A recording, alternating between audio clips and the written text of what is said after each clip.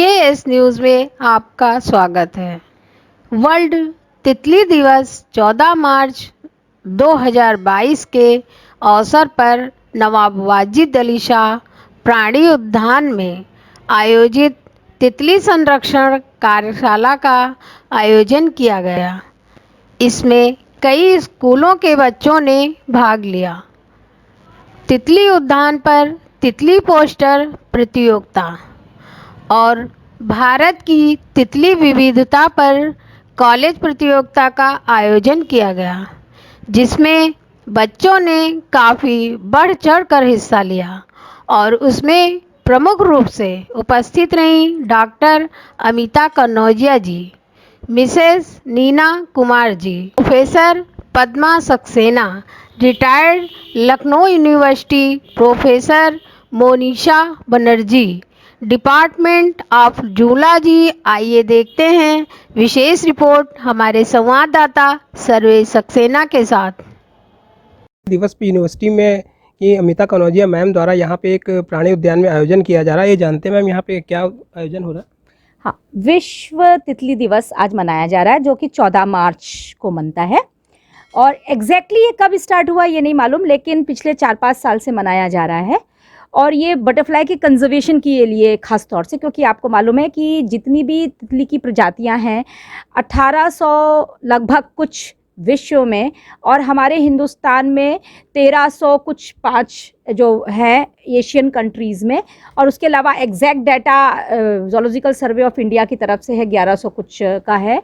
और उसके अलावा हमारे यूपी में 250 से 300 तितलियां, और प्राणी उद्यान में लगभग खुद 65 तितलियां का जो डॉक्यूमेंटेशन हुआ है।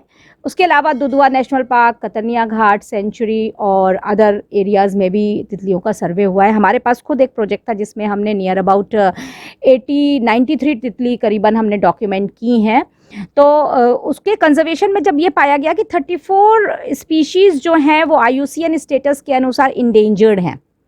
तो इंडेंजर्ड का एक रीज़न भी है क्योंकि बटरफ्लाई होस्ट प्लांट होता है जिस पे तितली अपना ब्रीडिंग करती है, और प्लस क्लाइमेट चेंज जो टेम्परेचर रेगुलर, उसकी वजह से अगर तितलियों की स्पीशीज़ ख़त्म हो रही है तो इसके बारे में लोगों को जागरूक करना बहुत इंपॉर्टेंट है। इसलिए लखनऊ विश्वविद्यालय, यूपी स्टेट बायोडाइवर्सिटी बोर्ड और लखनऊ प्राणी उद्यान के सौजन्य से ये प्रोग्राम रखा गया है।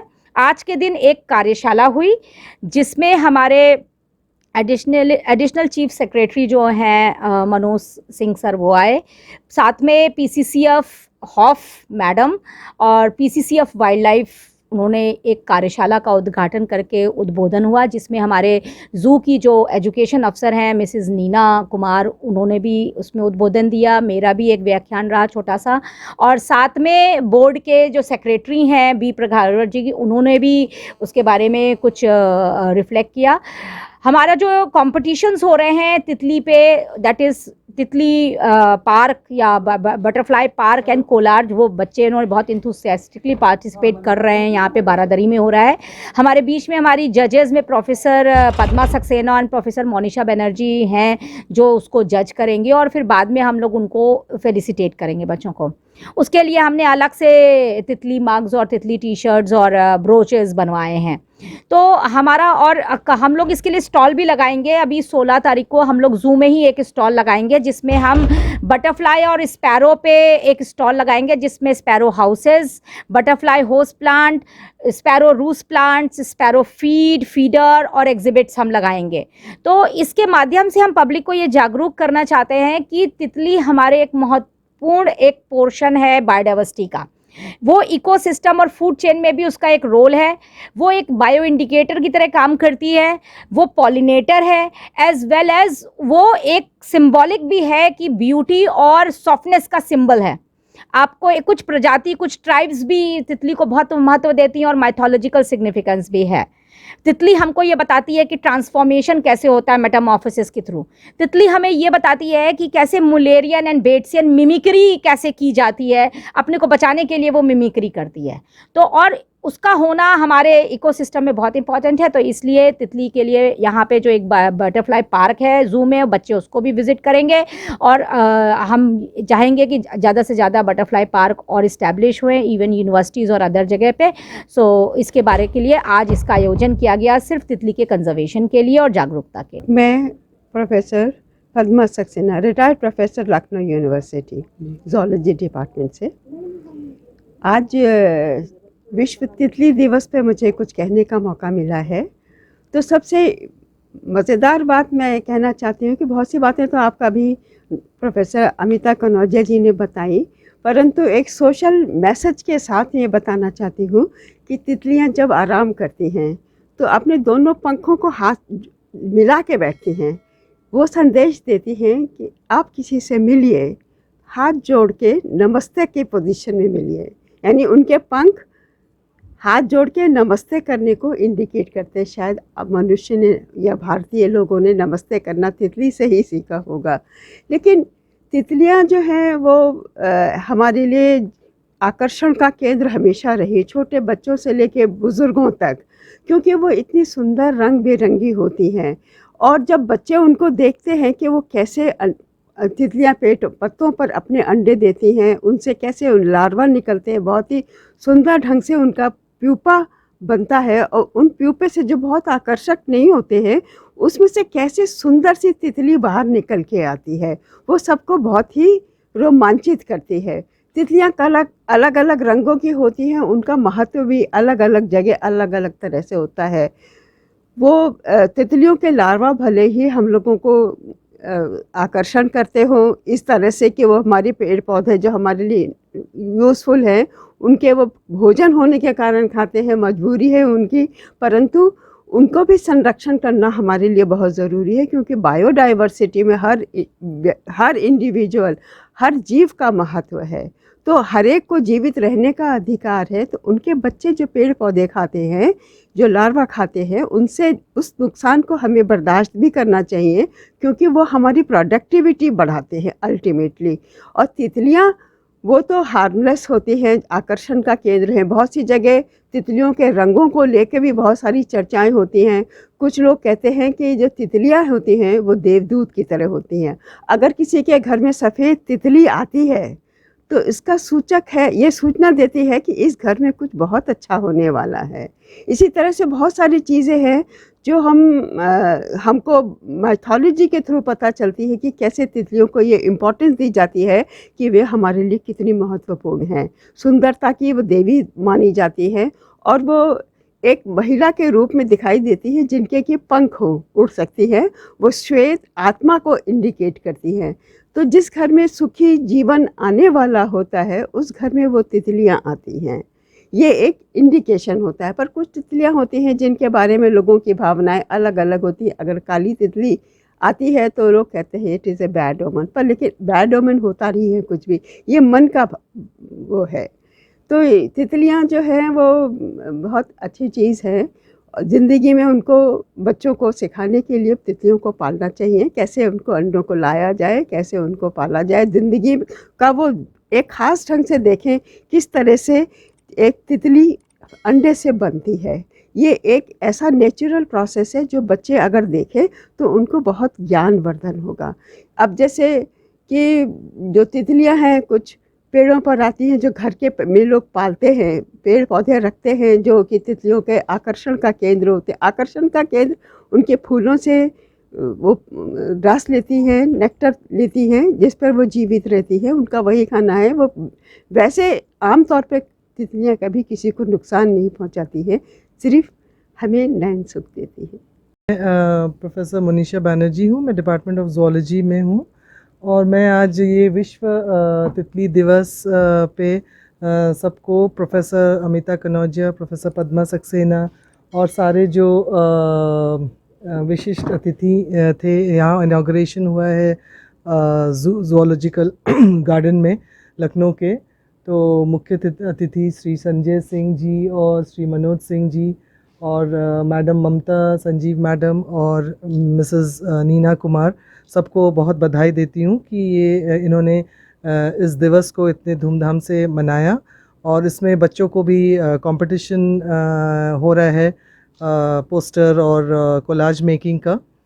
तो उसमें भी उन लोग को भी सब कंपटीशन में सर्टिफिकेट और प्राइज़ दिया जाएगा।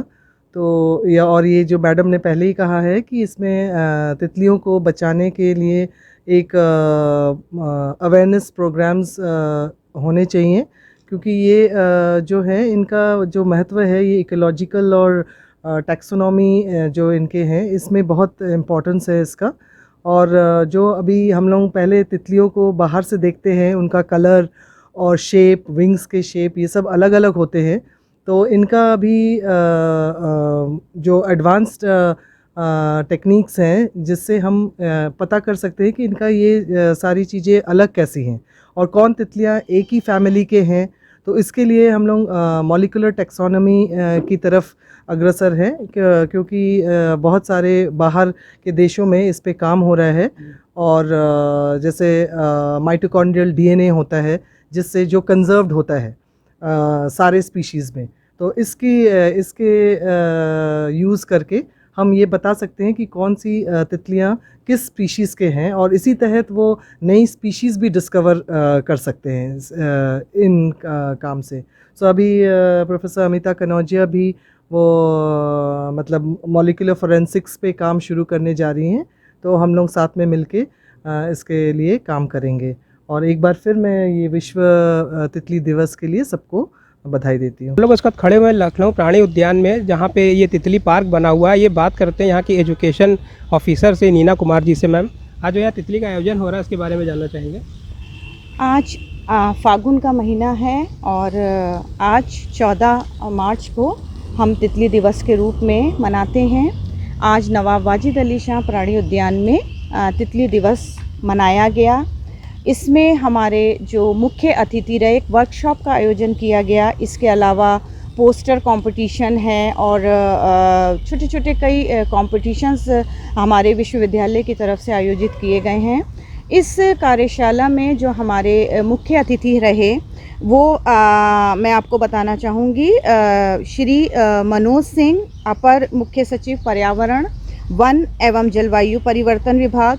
विशिष्ट अतिथि में प्रधान मुख्य वन संरक्षक एवं विभाग अध्यक्ष तथा प्रधान मुख्य वन संरक्षक वन्य जीव इस हमारी कार्यशाला में, और इसके साथ ही हमारे प्राणी उद्यान के निदेशक महोदय और लखनऊ यूनिवर्सिटी की मैम। और एक अच्छा कार्यक्रम, एक अच्छी कार्यशाला हमारे लखनऊ प्राणी उद्यान में हुई, जिसका मुख्य विषय ये रहा कि कैसे कंजर्वेशन किया जाए, तितलियों का संरक्षण कैसे किया जाए।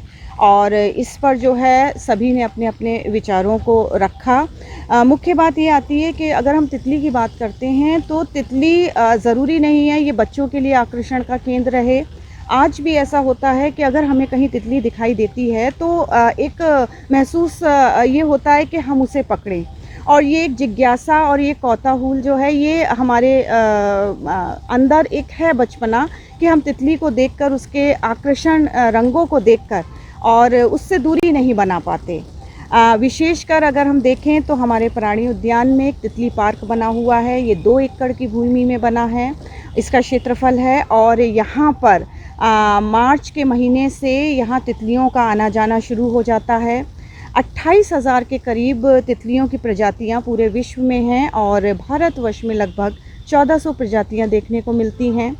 ये जो तितलियां हैं, मैं इनकी एक ख़ास बात आपको शेयर करना चाहूँगी कि ये जो तितलियां हैं अपने पैरों से, अपने जहाँ भी अंडे देती हैं, अपने पैरों से स्पर्श करके उस पत्ते को महसूस करती हैं कि ये पत्ता मेरे बच्चों के लिए को प्रोटेक्ट करेगा, ठीक रहेगा या नहीं। और इनमें देखने की क्षमता और चीज़ों को पहचानने की क्षमता, स्पर्श की क्षमता, वाइब्रेशन की क्षमता इतनी अच्छी होती है कि ये तितली अपने जीवन काल में एक बार अपने उस घर पर ज़रूर लौटेगी जहाँ पर वो रहती थी या रहती है। और मैं एक बात कहना चाहूँगी कि हमारे तितलियों में ये एक विशेषता ये भी रहती है कि जो तितलियाँ हैं वो रंग बिरंगे कलर में हमको दिखाई देंगी। हमारे भारत यहाँ यूपी में देखें तो मुख्य टाइगर बटरफ्लाई है और या येलो बटरफ्लाई है, ब्लू टाइगर बटरफ्लाई है, ये बहुतायत में मिलती हैं। और इस कार्यशाला का मुख्य उद्देश्य यही रहा कि ये एक पराग सहकर्मी भी होती हैं। अगर हम उनको हम अगर हमारे वन अच्छे हैं, धूप आ रही है, पेड़ पौधों को हम सारी चीज़ें दे रहे हैं, लेकिन अगर पराग सहकर्मी नहीं है तो हमारी जो पेड़ों की संख्या है वो नहीं बढ़ पाएगी। तो ये एक अच्छे परागण सहकर्मी का भी कार्य करती हैं। और बस मैं ये कहकर अपनी बात ख़त्म करना चाहूँगी कि तितलियों को हमें बहुत हिफाजत से उनका संरक्षण करना है। उनकी जो स्पीशीज़ ख़त्म हो रही हैं, ख़तरे में हैं, उनको बचाना है।